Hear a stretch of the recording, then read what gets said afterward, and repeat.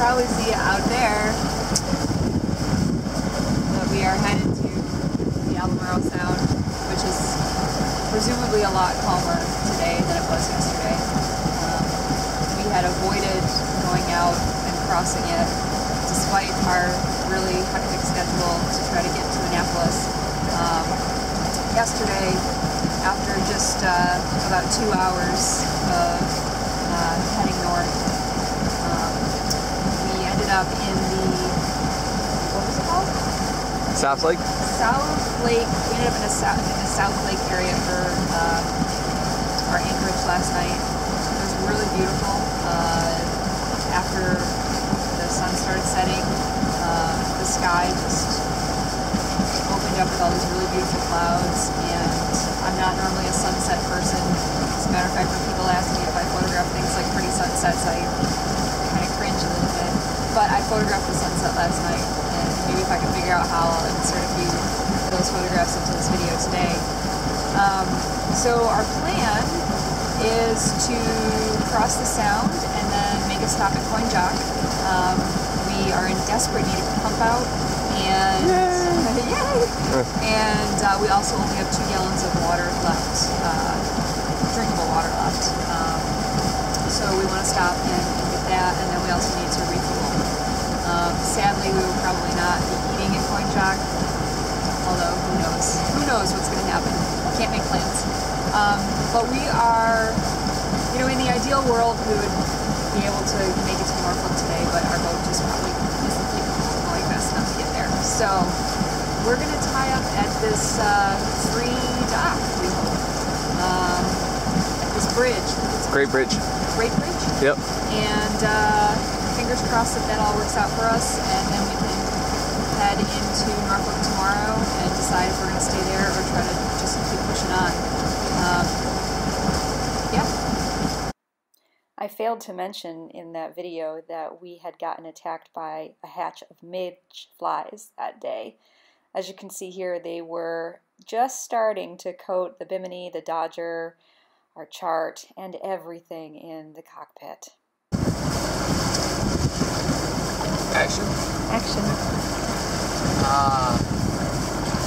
We just got done with our stop at Coinjock. It's probably just about an hour later since we pushed off. We fueled up, put in 29.6 gallons.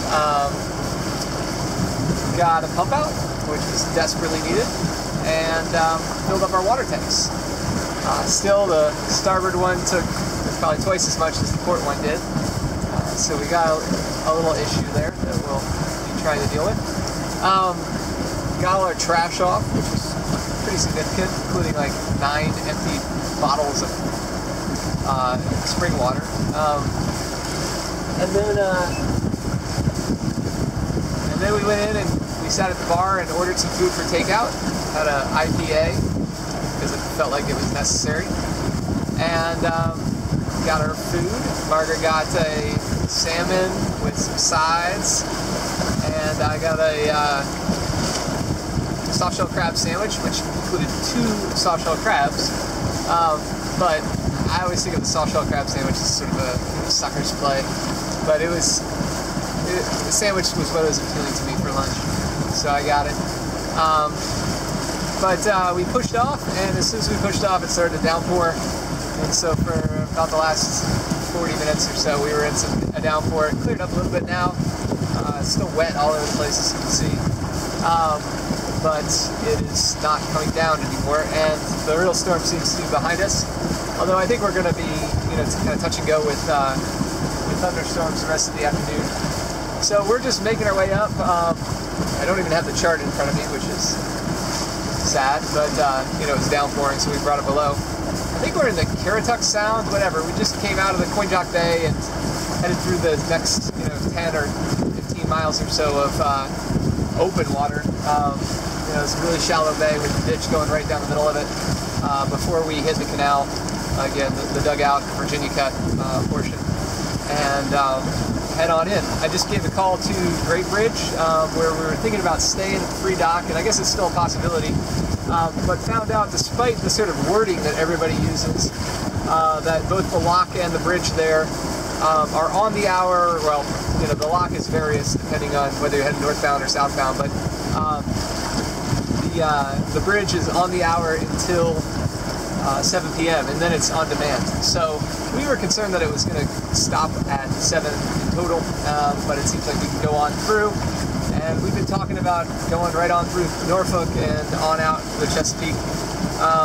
We'll see what happens. You know what I mean? There's a concern about traffic and just confusing lights and stuff like that in Norfolk if we were coming through at dusk, nighttime.